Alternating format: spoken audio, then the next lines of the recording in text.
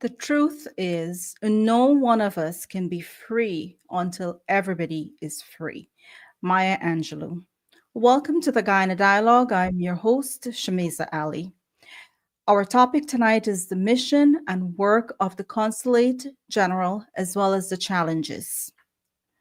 The Guyana Dialogue is being sponsored by a coordinating council of Guyanese based in the US, UK, Canada, Caribbean, and Guyana.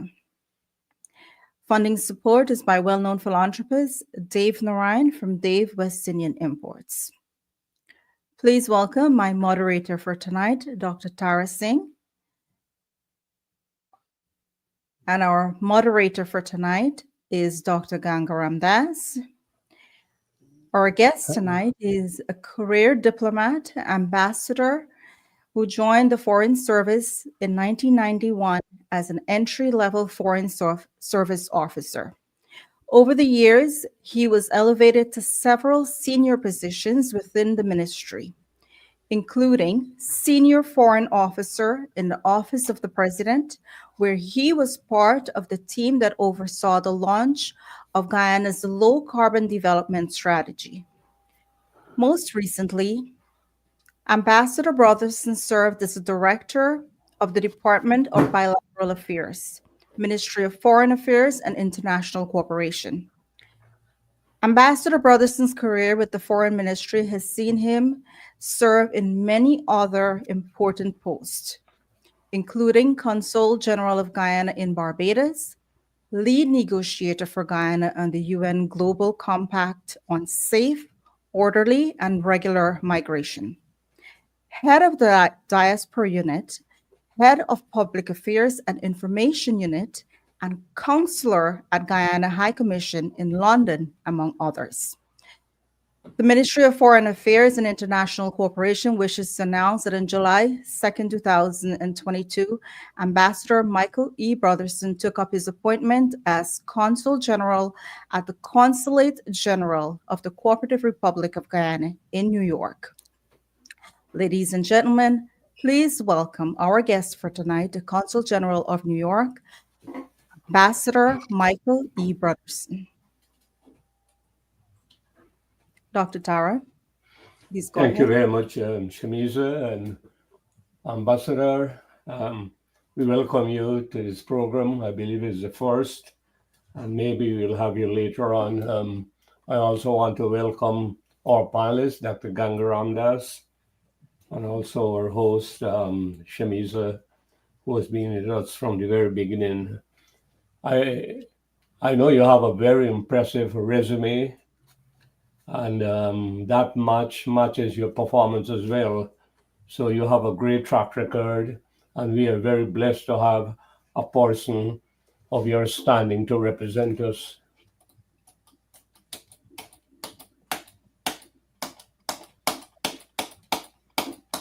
Hello? Dr. Tara? My screen gone blank there, but we can hear you, we can see you. I don't know, but I'm not seeing anything on my screen. Anyhow, I'm sorry about that. My screen gone completely blank. I don't know why, but Ambassador, before I ask you to comment on a few things, I just want to say today in the news, the big news was that the leader of the AFC, Mr. Nigel Hughes, got 75 acres of land during the no confidence period when that was in effect in Guyana. All right, we lost Dr. Tara. Dr. Gangaram Das, I'll let you go ahead and start the question. Okay, good evening, everyone. Thank you for the opportunity. Let's start for the benefit of our viewers. Let's start with some basic questions. For example, what's the core mission functions for the embassy in New York? Thank you and good evening. Good evening, everyone. Shamiza, good evening to you. Good evening, Dr. Ramdas, and of course, Dr. Tara. I hope he joins us. Yeah, he will definitely join us. Very shortly. I'm absolutely absolutely delighted to be on your program this evening, and I want to thank you for inviting me. Doc, to answer your question, our mandate is simple but yet broad.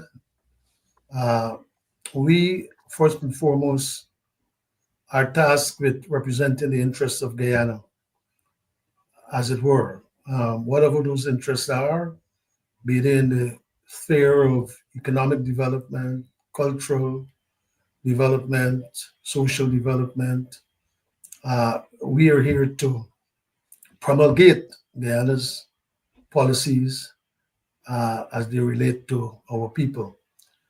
We are also concerned primarily with the interests of our Guyanese here in the diaspora, and you need no background about the diaspora here. Pretty large, the largest Guyanese diaspora can be found in North America, as you know, and so many would be our challenges and the demands on us for services. So we provide a myriad of services. None the least, passports, as you know, many of our Guyanese hold dual citizenship, so they're always interested in maintaining their Guyanese connection. And one way to do so is through the renewal of their passports and having a valid Guyana passport. We many services they seek of us, services notary in nature, uh, certificates of birth, of death, of marriage, notarization of documents, representation, as it were, for matters that fall under our purview, and any possible area of activity that permits us within our remit. We, as a matter of fact, I often say to colleagues and friends that the only criteria we have is ascertaining that someone is indeed a Guyanese through birth certificate or otherwise, and he or she automatically is our business at the consulate. So it's pretty broad. We also are engaged in fostering good relations with our host, in this instance, the city and state of New York, among others. The consulate has oversight for other areas as well, but we seek as much as possible to ensure that relations are cordial, that Guyana's interests are paramount, of course, and presented as such in activities that allow us to do so. And everything is done, as you know, within the confines of what is allowable. Consular relations are governed by the 1963 Vienna Convention on Consular Relations. So there's a broad spectrum of activities can be conducted by a consulate general. I'm glad you mentioned birth certificates. So the follow-up question on that is, were there any Guyanese cases involving birthright citizenship in New York or anywhere else? Yes, okay. But when I said birth certificates, Doc, I primarily referring to birth Guyana. certificates for persons born in Guyana. Yeah. Born in Guyana. In terms of uh, other jurisdiction, you would appreciate that we do not have purview over the statuses of persons of other jurisdiction. Our main concern would be with our nationals who who require those documents, who have a legitimate right to them by virtue of their being Guyanese. So we must keep in mind that the overarching thing is Guyanese citizenship, and as I said earlier, our remit, is clearly defined in terms of uh, what we do and how we do it. And I think I should take the opportunity to draw the distinction here that the consulate's work is consular in nature, as I outlined earlier, and does not necessarily entail an immigration element. All right. As far as immigration goes, we will and can and do advise persons who are going into our jurisdiction about what our laws are and what ought to be done. But outside of that, we do not have a remit to deal with immigration issues per se that are not akin to Guyana. I often wondered about this dual citizenship. Could you clarify what's the current status Oh on that? yes, yes. My experience has been, and I would say this with some amount of certainty, that many Guyanese do have dual citizenships. There are some countries I know that allow dual citizenship. Wouldn't want to speak for any other country, but I know Guyana for sure. But I know from nationals coming to us and bringing identification that would be in the form of a passport from another country, let's say the United States, and they also apply for a Guyana passport. So that clearly not only suggests but proves that dual citizenship is allowed. And then some countries don't, but I know for sure um, dual citizenship is not a problem for our nationals living here, perhaps in Canada, the UK as well, right? And as I said, I wouldn't want to speak for those countries, but just based on experience, I know that many Guyanese here in our diaspora do have two passports, as it were, one for our country and one for another. And that, to my mind, is good evidence of dual citizenship. Does Guyana have requirements? I'm trying to separate the two: U.S. Mhm. requirements, Guyanese government requirements. How do you No, I know? can speak to Guyana. I can speak to Guyana. Yeah. There are actually four ways in which one can become a citizen of Guyana. And I think I work with some documents here. Of course, by birth. Of course, by birth, right? You're born there, you're Guyanese. You can be a Guyanese by descent. That's, let's say, for example, Dr. Ganga, um, you have a son here in America, born to you. Of course, that child, born in America, but could be a Guyanese, become a Guyanese citizen by descent, by virtue of your being his father, his or her father. That child will just have to be registered. There's a process. You don't get a birth certificate. Many people call it a birth certificate, but it's a registration certificate, making the child a Guyanese by virtue of his or her being by descent. Then there's by naturalization, and then there's by registration. These processes, the last two processes are done primarily at home in Guyana. The registering to become a Guyanese by descent can be done at our various authorized missions and consulates around the world that we have. So those are ways that Guyanese citizenship are obtained at present. Okay, Dr. Tara Singh is back with us. Yeah. I'll pass you over to Okay. let him Yeah, continue. I apologize, sir. I had some problems with the computer. I don't know why it acted up like that, but anyhow, Ambassador, there are non-Guyanese who go to Guyana, apart from CARICOM countries. Do they require visas to enter Guyana? Non-Guyanese, except those living in the Caribbean in CARICOM area. Oh yes, Doc. The short answer is yes. Many now you would find that most governments, and Guyana being no exception, we have visa waiver agreements with many countries, but then there are also a number of other countries that require visas to go to Guyana. In the instances where we have reciprocal visa agreement, sometimes those stop at the level of diplomatic and service passports. In some instances, we have visa waiver agreements for our nationals of both sides, of course, for a period up to 90 days. It depends on the specific agreement we have with the specific countries. Okay.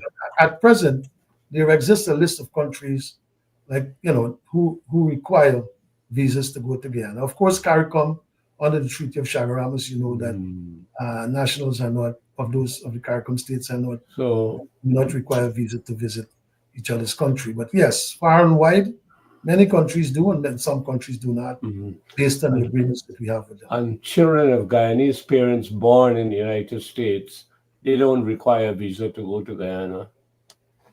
No, as I was mentioning to Dr. Ramdas a moment ago, children born to Guyanese parent, father or mother, previously it used to be the father, but I think after 1980 it became the father or the mother. Those children are entitled to become Guyanese through descent. There's a process again.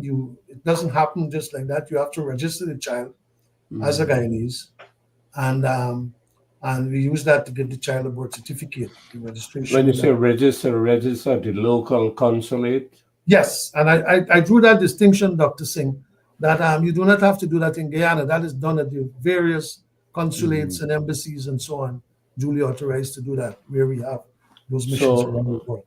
if I apply for a copy of my birth certificate through the consulate, how long would that take? Oh, absolutely, you can do that. It can take a few weeks because, and I want to explain this. I'm glad you asked that question, Dr. Singh, because many of our nationals, and we're here to serve. We have a mandate. We have a mandate, and I dare say, a mandate from the president himself. I think being in a mission which is located in New York, which is a hub, as you know, we constantly we constantly are in contact with the head of state, with the foreign minister, and I guess we could ill afford to have complaints, complaints, especially in our diaspora here. So what we do, we try with utmost alacrity to provide the services that we provide. And you ask the question, how long a birth certificate will take? It will vary within a few weeks. Sometimes we do make direct intervention with Georgetown when in critical issues, some including medical emergencies, God forbid, death, and so on. We seek to contact Georgetown directly, but generally there is a queuing system. And I want to segue here to passports as well. Excuse me. Because many of our nationals ask, well, why does my passport take 6 to 8 weeks generally to be returned? And I have to be at pains, my staff and we have to be at pains to explain that when the applications go to Georgetown, there is a queuing process, a queuing system rather. Because Guyana has 20 missions, I believe, and I stand corrected, at present around the world, not to mention the numerous honorary consuls that we have, many of whom are also authorized to process passport applications. So they all go down to Georgetown, the Central Immigration Office. And a batch arrives on April 10th, a batch arrives on April 15th, a batch arrives from various parts of the world, April 20th. Those batches go in a queue. So it's not that it's set from New York. When it arrives, will take precedence. Let's say a batch from New York arrives on May 1. But you had batches there from April 15th. Our batch would have to join the queue. It doesn't jump automatically, albeit our being the most the largest diaspora we have. So that is what happens. And I think that's and again it points to the fact that we're a country of rules, we're a country of laws. Sometimes, again, we have to explain to our nationals that, hey, we just follow in the process, we follow in the procedure, we follow in the system. And I think sometimes that helps to calm down the angst. But yes, similarly with the birth certificate, we send a batch, but the General Registrar's office might be dealing with several batches of applications that came before ours. We have to join the queue and wait. But like I said, in emergencies, there's always efforts that are made and can be made. But in extreme circumstances, like I said, medical emergencies, Do you have people who just want to jump the queue? Yes. do you have a rough estimate of how many new passport applications you get per year? Absolutely, absolutely. And Doc, the old adage they say that the stats don't lie, the numbers don't lie. So I took the liberty of coming with some statistics here, and I can tell you, just to give you a comparative analysis, in 2022, we processed, and that's since I've been here. I couldn't go back all the way to but in 2022 we processed just under 9,000 applications for passports. And I want to show you a trend here and make a comment on it. In 2022, 8,955. In 2023, 9,078. Now you see there's a slight increase. And then in 2024, which is last year, 9,986, just under 10,000. Now there's a trend there. The stats, wizards, and so on among us will notice there's a trend. There's an upward trajectory, an upward trend of more applications. And I believe in a broader sense, it speaks to what is happening in Guyana. It speaks to the interest, it speaks to the desire to get home and to if it's only for a visit. And cognate to that is also, I've worked with some statistics here about, you mentioned visas, Doc, if you permit me. For visas in 2022, right? We issued at the consulate, mind you, we're just one location. We issued 29 visas. And I came here from different countries, a total of 2, 4, 6, 8, 10, 12, 14 countries in 2022. In 2023, Doc, we issued 72 visas, visitors visas, that is. We don't give work visas and all that here. Just visitors and vacation, right? A total of 2, 4, 6, 8, 10, 12, a total of 20 odd countries, from 12 to nearly 30. And then in 2024, we issued 125. Now that's a huge increase, almost double, from about over 30 odd countries. So again, it speaks to an interest. I mean, one can reasonably assume that Guyana is becoming more and more attractive, as it were, where persons, for whatever reason, want to go there, not only in terms of our nationals going back and requiring the services of passports and so on, but foreigners. If I'm a diplomat of a foreign country, I have a diplomatic passport, I want to go to Guyana, would I require a visa? Yes, the diplomatic passport doesn't preclude you from the visa.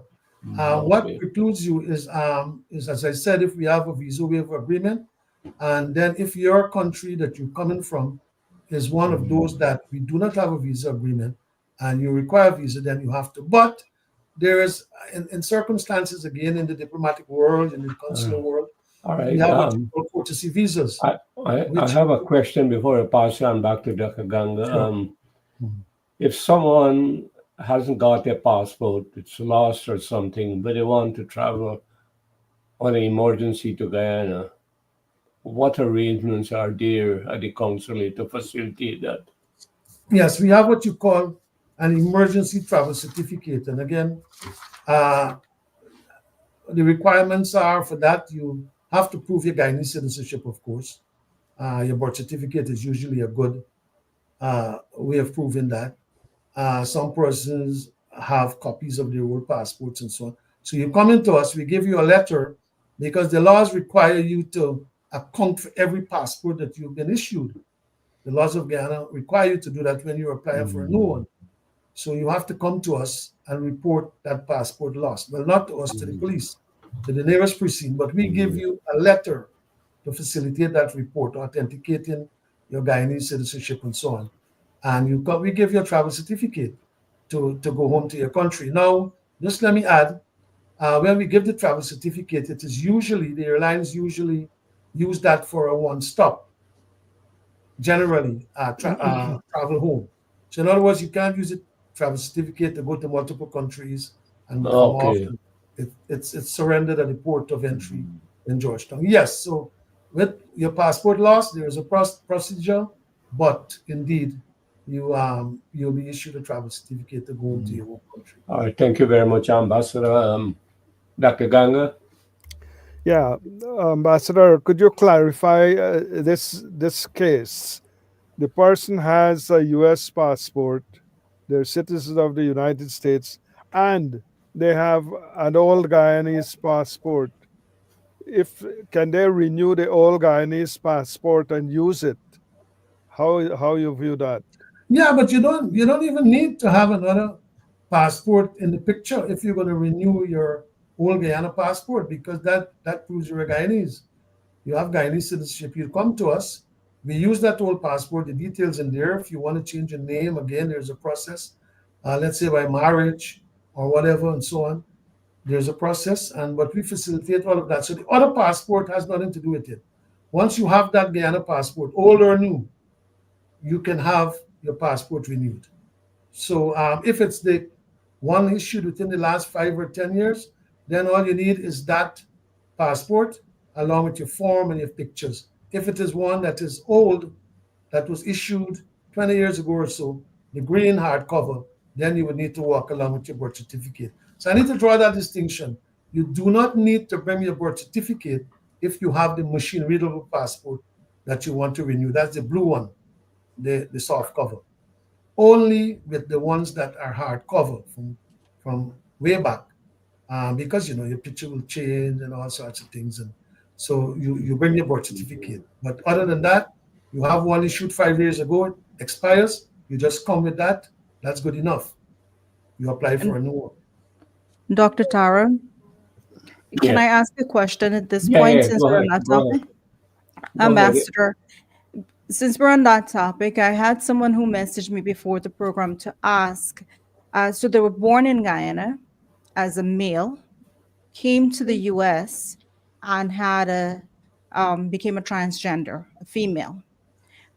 The person's birth passport here in the U.S. That person's our citizen, but they would like to renew their Guyana passport.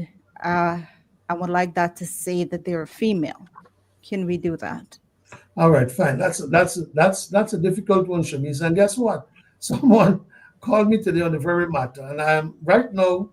I have undertaken, and I'm giving my word here again, that I will ascertain an answer, a firm answer. I have some views on that, but let me just clarify a thing or two that I need to, and then I'll be happy to get back to you, Shamisa, perhaps before the end of the week. Yeah. I thank you. I'll consult with my capital on something I want to consult. I Okay. appreciate it. Dr. Ganga. Yeah. What are I think you covered a bit of that, but I wasn't too clear. Employment visas, how is that handled? Oh, right. Now, again, I think I did not mention also that apart from persons coming to us, the consulate or any mission to apply for a visa, there is also a process of applying for visas online. You can apply for a visa online. And I will come back to that about the consulate and some of the things we have done to make life easier for our nationals. But the employment visa is granted by the Ministry of Home Affairs, the competent authorities in Guyana. All right. So we would give a visa. Maybe let's say a company writes to us, sends a formal letter through its counterpart in Guyana or whatever, indicating that XYZ is coming to Guyana for such and such a purpose. We can only issue that person a visitor's visa here, having ascertained the bona fides of his or her application and so on. And that person goes to Guyana. The company with which he or she will be employed now approaches the local authorities in Guyana, the competent authorities. Excuse me, the Ministry of Home Affairs have to issue the employment. Yes, through there's a department called the Immigration Citizenship Department and so on. So yes, but falls under the Ministry of Home Affairs. Okay, Dr. Ganga. Yeah, okay. So now the follow-up question there is about the job openings in Guyana and how you advertise those through the consulate. Do you do that to promote Guyana's opportunities? Okay, but what we do generally, as I said, and I'm glad you asked that question, our role is to promote Guyana and to give information. That's a critical element of our work, the dissemination of information. Critical, daily, by the hour. So yes, no, but we do not advertise jobs at the consulate. What we do is that we provide information to anyone who's seeking that information about what opportunities are obtained in Guyana. But more than that, we also work with the relevant agencies in Guyana to ensure that what is to be known is known. Dr. Singh, you would recall, I remember you distinctly, you were there when a job fair was held here in New York City last year, where we Yeah. had a very successful job fair attended by hundreds of people and several dozens of companies from Guyana, including governmental entities who were here. I know of one that was held in Suriname a few weeks ago, and then in Trinidad, Right. even much closer. So those are some of the efforts that are made. But in terms of information, it is our duty to ensure that anyone inquiring of us is provided with information, guided where he or she can uh, gain more information, who they can contact, and so on. No, but we don't have a list of vacancies advertised at the consulate. I guess in time, because of the demands that are, that are emerging. But don't you see this as important to advertise vacancies overseas, especially areas of skill that Guyana need? Yes, yes, and as I said, remember we have bilateral relations. We have other agencies that are responsible also for recruitment and so on, namely the Ministry of Labor and all of that. We are an appendage of the government, as you know, and we carry out whatever policy is there in Guyana. We are part of it, and yes, it's something that we can consider that. Yeah. And some of these initiatives, do emanate from the capital, but it's no harm in us perhaps suggesting. I mean, given, and I think it's pertinent given the fact that we have such a pretty large diaspora here. Apart from jobs promotion, what about investments? Oh yes, investment again. You would know our office actually has an officer who is responsible for investment, among other things. I am also, as Consul General, weekly, daily. I go to meetings, I meet with people, I convey information to Georgetown, I contact the Ministry of Trade and Tourism, I contact many government agencies, conveying information, receiving information, and so on. Yes, we investment, as you know, and Doc, I don't know if you were cut off, but that was one of the roles, I think, when Dr. Ganga asked the question earlier. What is the role of a consulate? That's part and parcel of our mandate. We don't strike any deal, as it were, in terms of concretizing an investment here, but what we do, we serve as a conduit. We serve as a conduit and ensure that people are connected with the right, authorities, that their queries are answered in a timely manner.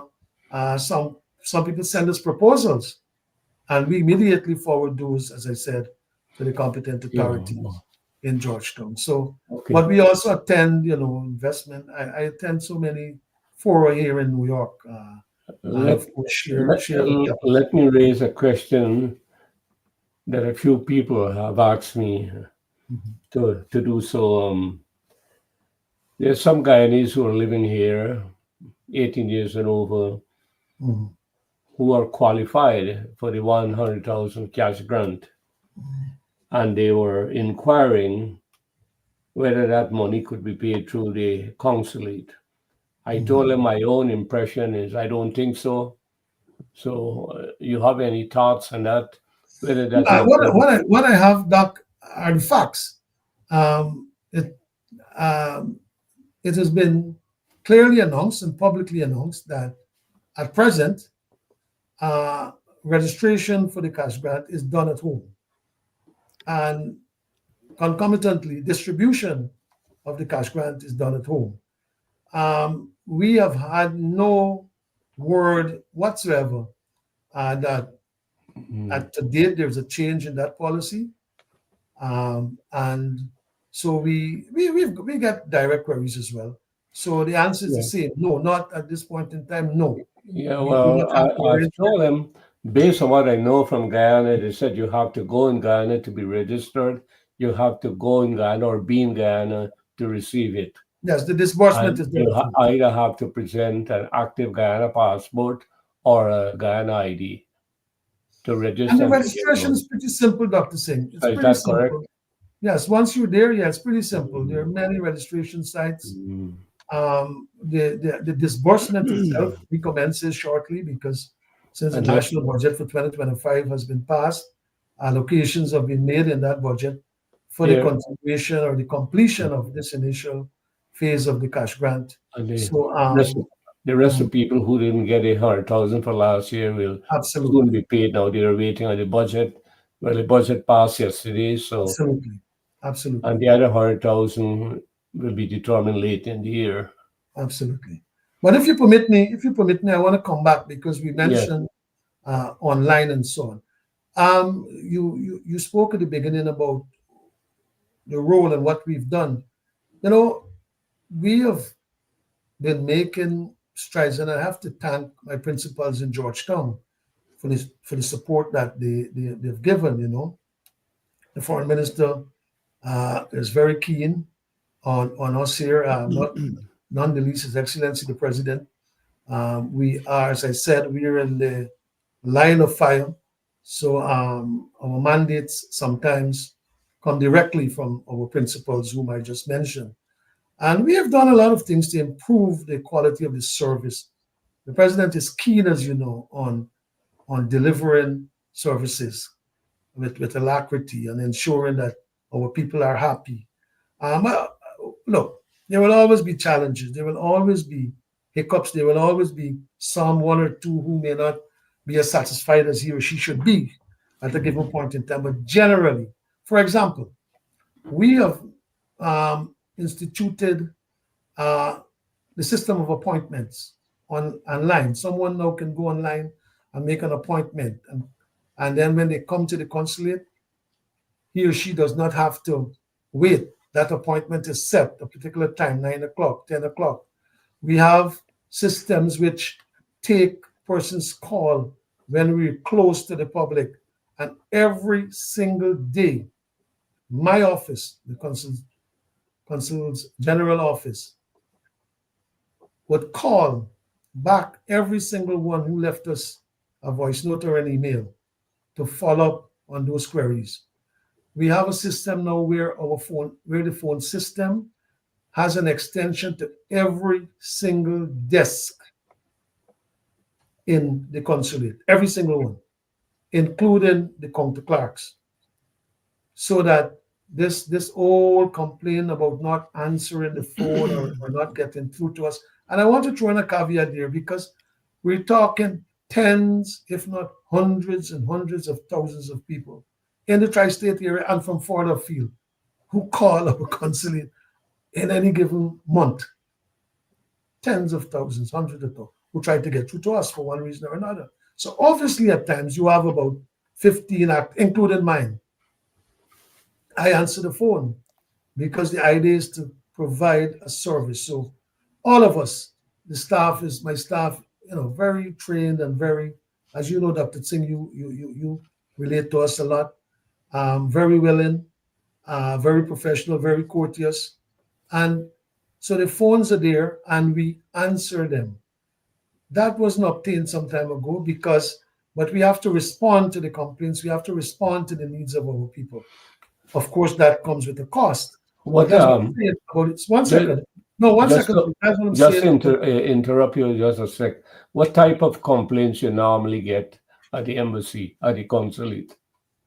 Well, of course, I mentioned some. The time it takes to have a document returned, namely passport, birth certificate. Some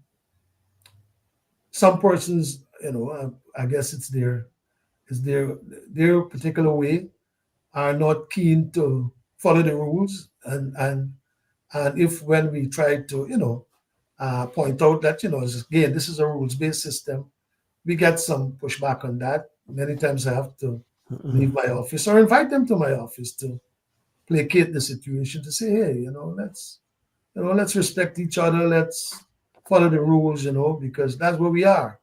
We are rule-abiding people, and the work we do must reflect that.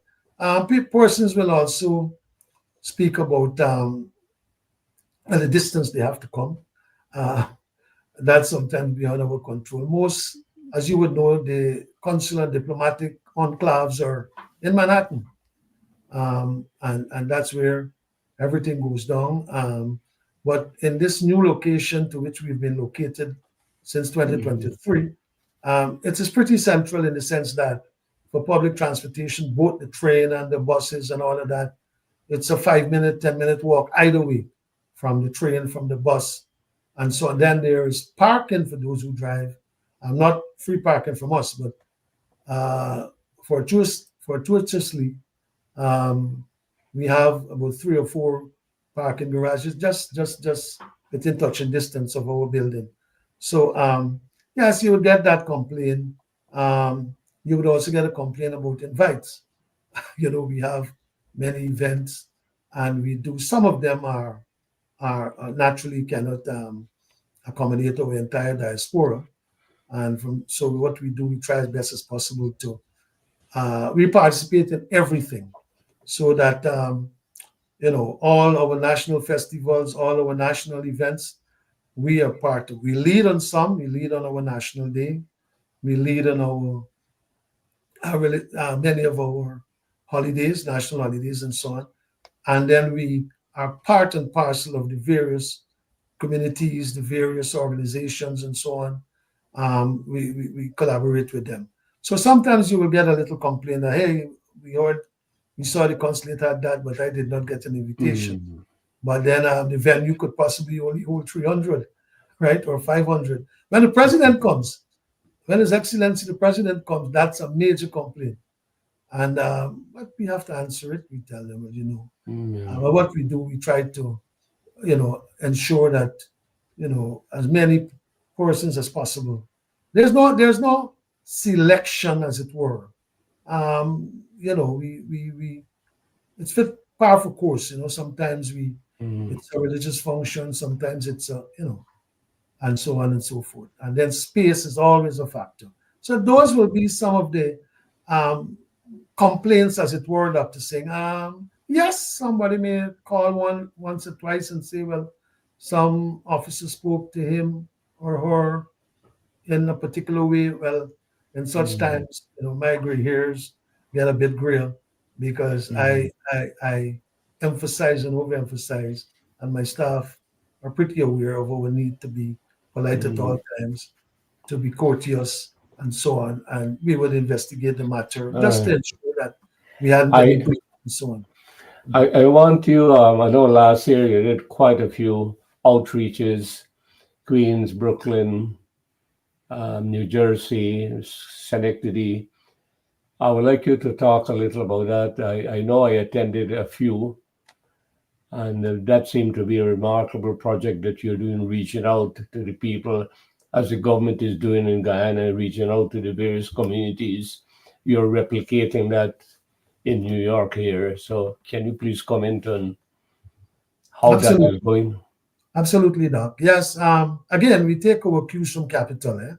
As I said, and Doc, Dr. Ramdas, Shamiza, foreign policy is an extension of domestic policy. That's an old adage. It's a truism. So we take our cues from our capital, and as you know, that's an energetic drive by our government at home to take the government to the people, and as a responsible mission, we take that seriously. So yes, as you rightly mentioned, we sought to replicate that, and it has been very successful. We've gone far and wide.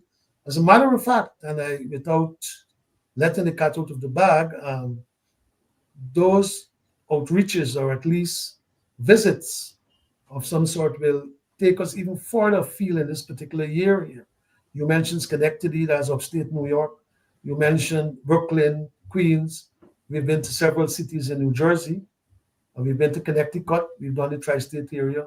And of course, we have our embassy in Washington that takes care of certain areas. But you will see the consulate as the only consulate general, as it were, for Guyana in the United States, will take on even a greater role in terms of meeting the needs of our people. And quickly, the services you provide at these outreaches.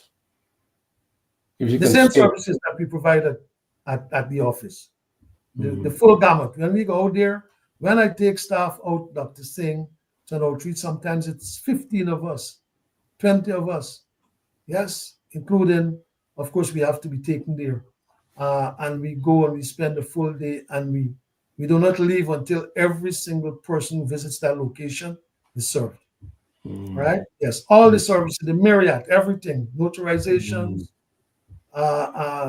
affidavits, and you name it, passport, birth certificate, right? You name it, we perform those services when we go. Powers of attorney, that's a big one, and so on. So yes, and we will continue those. We have, even though the weather, we have some earmarked for early in March. We will recommence Yeah, series in the New York area, and of course we will go further a few, as I mentioned. I attended a few of those, and they are very, very important projects and well executed.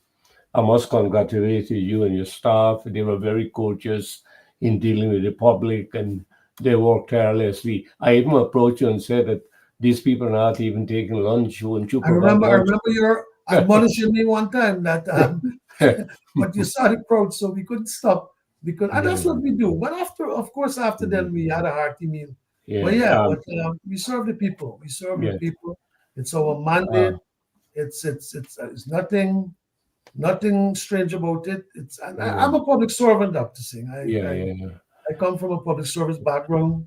And you're a very good one too. I can say that without it. Dr. Ganga, your final question or two. Yeah, Ambassador Brotherson, you're in a very unique position to provide emergency assistance to Guyanese in the form of legal services in whatever way they may be pending deportation for whatever reason. Could you comment on some of the things that you could possibly do to give emergency assistance to those who are facing this peril right now?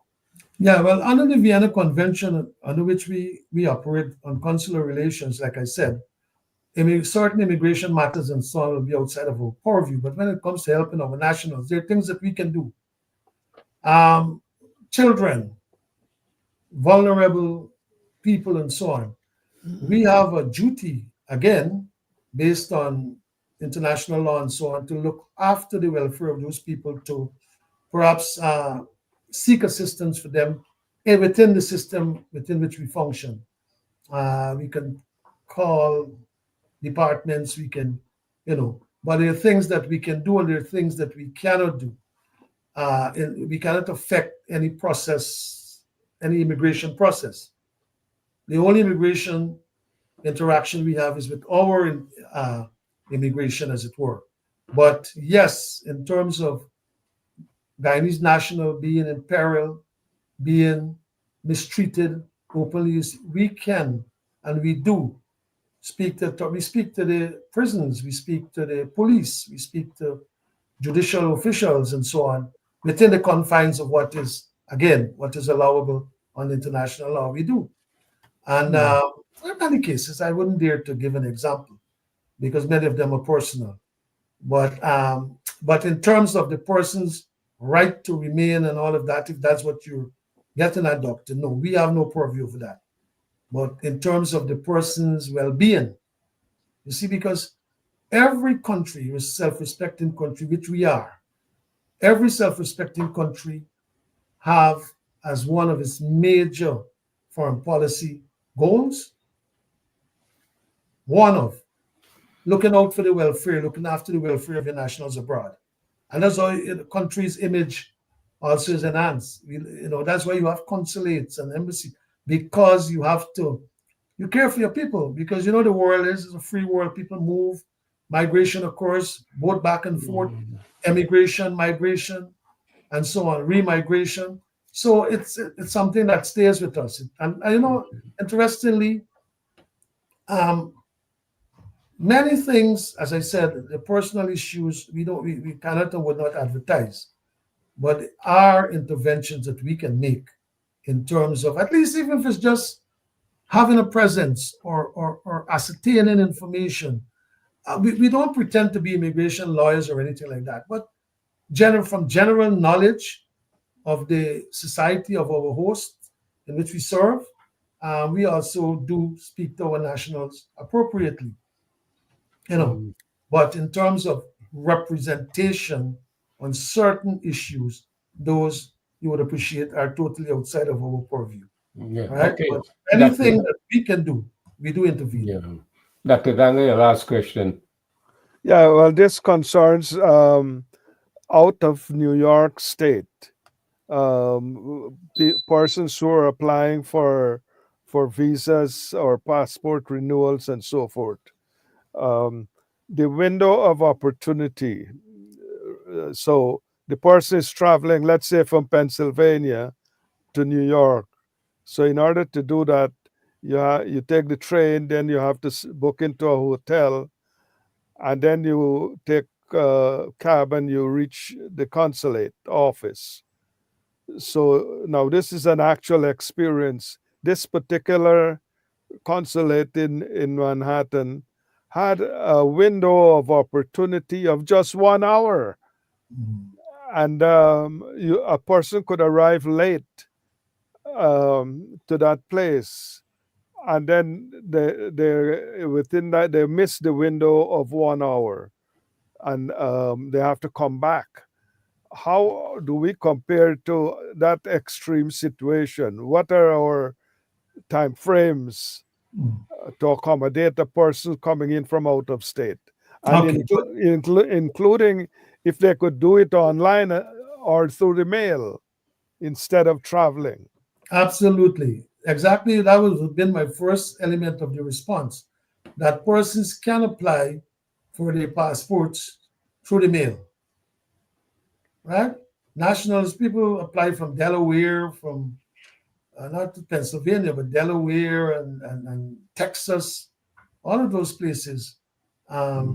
So yes, that's one. So one does not necessarily depend. For example, you cannot do a power of attorney through the mail because it has a legal requirement of witnesses and the person being there. But passport, surely. But let's come back to your main point.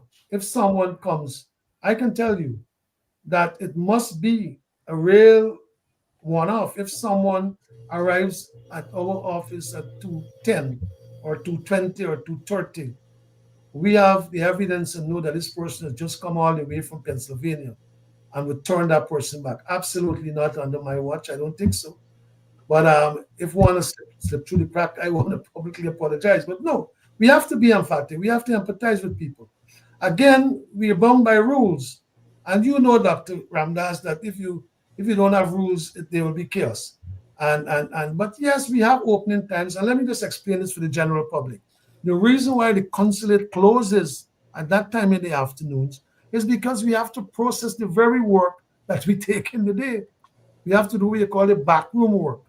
So we face the public for 4, 5, 6 hours, and then we close to the public for the day. Now, let me tell you something.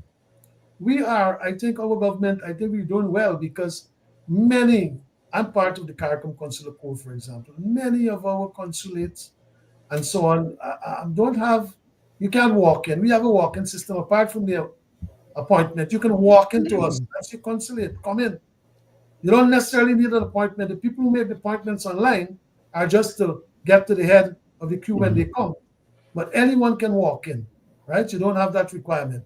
And we must care for people who have traveled far distances legitimately. And we won't let an hour or a half an hour. No. But that won't happen, though. Once they come, and they come from. But I mean, if people make it a habit of not wanting to observe the rules generally, then we won't have time to process the very documents which they want us to do. So that is why we close at a given time in the afternoons. So we do the backroom work. So at the end of the week on Fridays, all the applications we took in can go down to Georgetown. Lots of work has to be done behind the scene for that to happen. Thank you, Ambassador. Thank you. Well said. Shamiza, over to you. Thank you, Dr. Tara. And thank you, Dr. Ganga Ramdas. Ambassador, We do have some questions and we have some feedback. Our first feedback is from Mr. Jailal, and he says Ambassador Brotherson is one of the leading Guyanese diplomats who is creating a landscape reflecting a genuine Guyanese interest unmatched in this arena. Thank you, Mr. Lal. And we now move on to questions. Mr. Lal is asking, can you please advise where Guyanese living in New York and returning home on vacation can go to register and collect their 100,000 cash grant? Okay. There are several Shamisa, several locations. I don't have a list in front of me, but I can assure you that by tomorrow I will consult with my capital to see which particular area. So I know Mr. Lal is from Lenora, but I don't know if he's referring to a place here in New York. Okay, but there are centers all over. But let me see if I can get a list, and I will pass it to you, Shamisa. Okay. I can assure you that I will do that, and so you can convey to Dr. Jailan.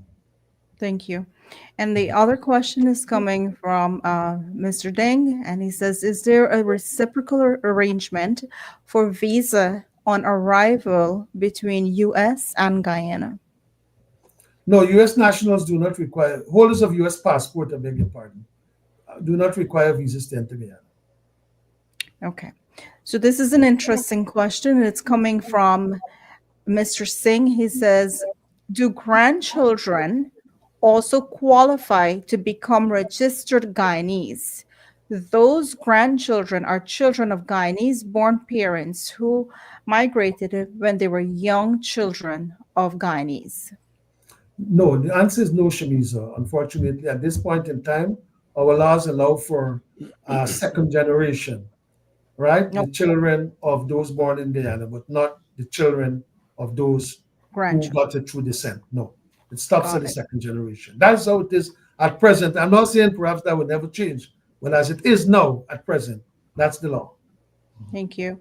This question is from Ramona Bear Karim. She says, if a child from a Guyanese mother living and working in Guyana has a child born in Barbados from a Barbados father, is this child not entitled automatically to a Guyanese passport? Say that again, the child was born in Guyana? No, if a child from a Guyanese mother living and working in Guyana has a child born in Barbados, no, the child is born in Barbados. Yes, the parent is Guyanese. Parent is Guyanese. Yeah, so that's what I'm saying.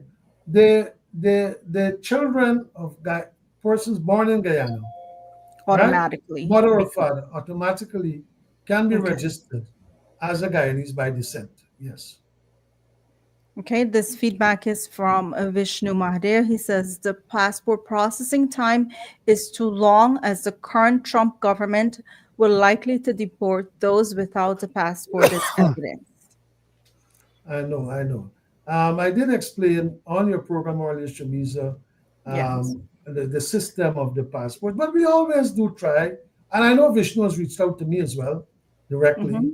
And we do, in our reports, we do, point out what are some of the concerns raised with us. That's part of our reporting obligation. But some things, as you know, just do not change overnight.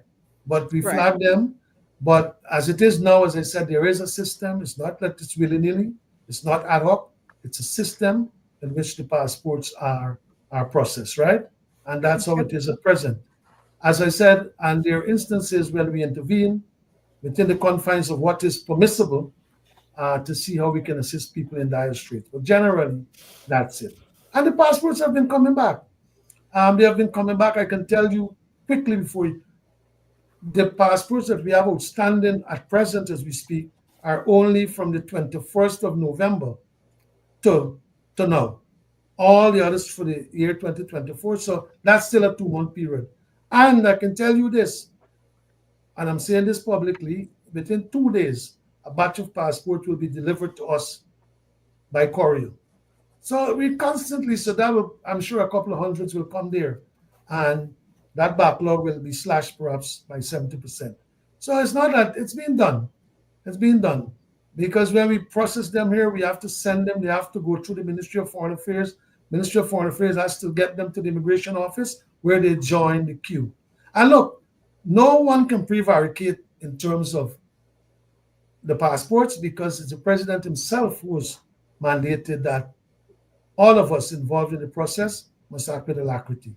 So I don't think anyone wouldn't take that mandate very seriously. So there's no undue or unnecessary delay in the process. It's just that there is a process and which has to be followed. Perfect. And then there's another question. It says, is there any incentives for repatriation? Oh, that's a hard one. Well, we have the remigration scheme. If Guyanese are going back, there are certain concessions. I can send you the brochure on remigration. Guyanese are going back home. They get certain concessions on their personal items and so on. And even businesses, persons who are opening businesses in Guyana, through the Go Invest, Office of Go Invest, Guyana Office of Investment, they can approach Go Invest and see their incentives, their certain incentives for investing in certain industries and sectors. There are pretty attractive things that can be done. But yes, at the personal level, going back home, you can take your personal items once you qualify under the remigration scheme, and you definitely will benefit from the conditions under that scheme. Okay, and then this question is, can a Guyanese passport holder get a visa on arrival to USA? And I'm not sure visa for where though. Again, I couldn't speak for the US visa system, and I couldn't, that's outside of my remit. But there's if the person's in Guyana, indeed there's the US embassy there where I think that can be. I couldn't speak for the US visa system. But I know for persons wishing to travel to Guyana, there is a process of applying for a visa. Persons who require a visa to go to Guyana, there is a process of applying for the visa online. Perfect. And Mr. Ambassador, I know that with the recent fears, whether from misinformation or, just the fear of our people here in New York, especially with the recent raids of ICE, what is your advice to our people? Look, nationals, as I said, move freely. We've already had an official announcement on behalf of the government of Guyana back home that our nationals are always welcome. Persons born in Guyana, I believe, persons born in Guyana are always welcome in their homeland. That's your place of birth. That's your Guyanese. You can go. Some of it, as you know, most of it will be a personal decision because migration is a big thing in the world today. People move for whatever reason. And as a consulate, our role is to ensure, this is why I can say with surety, that anyone who approaches us, right, wishing to have his or her documents done so that it can facilitate their travel, whether sooner or later, that's our role. That's where we come in. We can get people what they have to get in the shortest possible time. If someone wants to go home, as I said, he or she can come. We can give them a travel document, a travel certificate. That person does not have to have a passport to go home to his home country, his or her home country. So, but in terms of the decisions, you would agree that, the people make decisions for various reasons. And the other aspect of it, I couldn't comment on the immigration issues here. But I know in terms of facilitating our nationals, our people to get home, we have a very integral role to play in that and will do so with much fanfare. Thank you very much. And with that said, we will now ask you for your closing remarks. I want to thank, first of all, you, Shamiza, Dr. Ramdas, and Dr. Singh for having me. I think it has been a useful hour and 5 minutes. I want to also say that make a public plea for nationals to see our consulate as their place. There is no restriction. Seeing me, the Consul General, there's no restriction on that. All you have to do is come in and ask to see the CG. Once I'm there, I'll see you. Right? There's no and my officers as well. I want to publicly thank my staff for the good work they've been doing. Many of them work beyond the call of duty. Again, it's not something to be elaborated on here, but many times long hours just to get our mandate carried out. Right? We're open to the public. We want people to come to us. As I said, we cannot solve some problems will be outside of our purview, but we are there to lend a hand. It is our duty. Your business is our duty as a Guyanese. Within the confines, within the parameters of what is permissible, we care. We have to care.